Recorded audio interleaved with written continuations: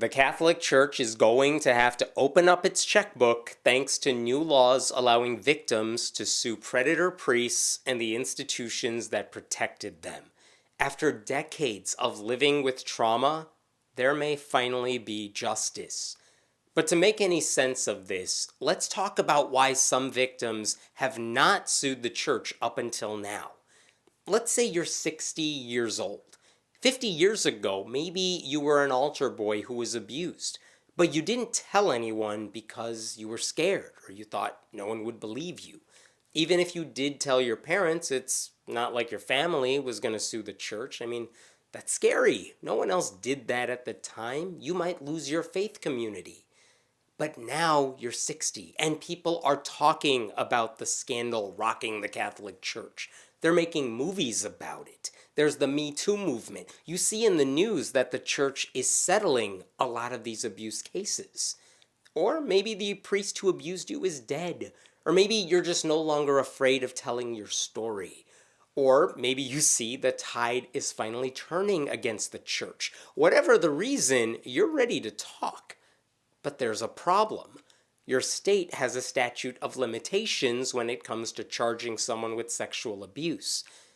Basically, states say victims have a year or two to bring forth charges against their attackers, or they go free.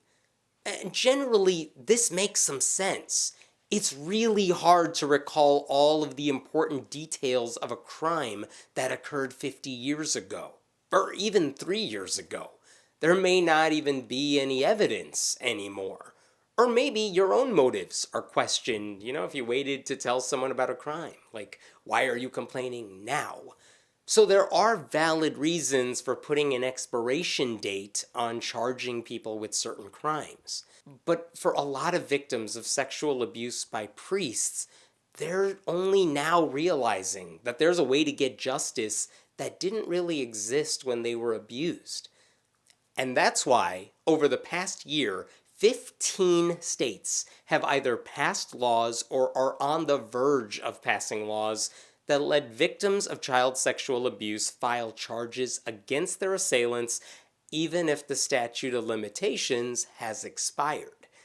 And some of these states go even further, and this is where it gets fascinating. In New York, New Jersey, and California, for example, their lawmakers created a look-back window. Basically, they said, if a priest molested you 30, 40, 50 years ago, we will give you 1 year to file a lawsuit. We don't care when it happened. Forget the expiration date. Go ahead and tell us what happened now. Because after that window closes, the statute of limitations will kick back in again. Well, this week, the Associated Press reported that in those 3 states alone, there have been more than 5,000 lawsuits already filed against the Catholic Church. If the church settles many of these cases, which they probably will, they could end up paying well over $4 billion to the victims. To which I say, oh well, too damn bad. The Vatican has the money, and there's no doubt they harbored predators, so let the lawsuits play out until the Catholic Church pays out. And to be fair, this isn't about the money for the victims. No amount of cash is worth what they've had to live with for much of their life. If it leads more of these dioceses to declare bankruptcy, like some already have, well, again, too damn bad. They have enough property and stashed artwork that they could sell to cover the costs of the trauma they've inflicted upon victims.